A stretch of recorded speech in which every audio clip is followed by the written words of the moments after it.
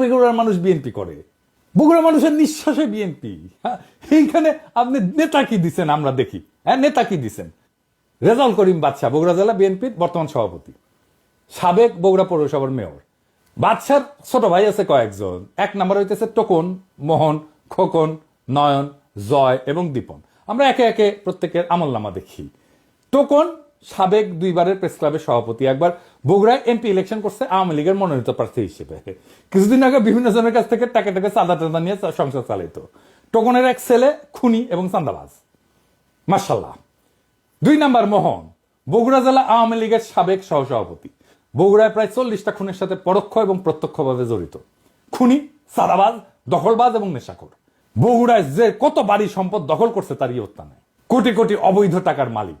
যুবলীগের লিটন পোদ্দার, আলহাজ, মুস্তাকিম, মতিন, আদিল, করিম, এরকম অসংখ্য খুনির গডফাদার। ওর মেয়ের জামাইও খুনি। মেয়ের জামাই পলাতক আছে মালয়েশিয়া।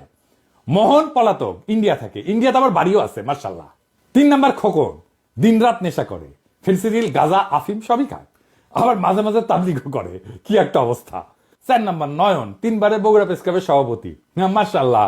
লেখাপড়ায় খুবই ভালো, শুধু এইচএসসি পাস, এর উপরে আর পাস দিতে পারেনি, বর্তমানে পলাতক। 5 নাম্বার জয়, শহর যুবলীগের সভাপতি, হিরোইন খোর। রাত হইলে বাসা ফেরার জন্য রাস্তা দিয়ে হাঁটতে পারে না, এমনই দুলে। সে দেওয়াল ধরে ধরে রাত হইলে হাঁটে। আমার কথা না, বগুড়ার মানুষের কথাই শুনেন। দীপন 6 নাম্বার, ফেন্সিডিল খোর। ফেন্সিডিল বিক্রেতার কাছ থেকে মোহনের ভাই হিসেবে ফ্রি ফেন্সিডিল পায়। বগুড়ার মানুষ এই দুর্বৃত্ত পরিবারের কাছে জিম্মি। এক ভাই বিএনপি, এক ভাই আওয়ামী লীগ, এক ভাই যুবলীগ, 2 ভাই হাসিনার চাটুকার সাংবাদিক। এদের বাপের নাম আলম দারোগা। এ কিন্তু বগুড়ার স্থায়ী বাসিন্দাও না। এই আলম দারোগা বরিশালের মানুষ, সিপাহী থেকে দারোগা হয়েছে, বগুড়ায় রিটায়ার করছে। রিটায়ারের পরে নোট বইয়ের ব্যবসা করতো। বাদশাহ মোহনও নোট বইয়ের ব্যবসা করতো। ভাই, এই লোকের বগুড়ার প্রতি বিন্দু মাত্র কমিটমেন্ট আছে?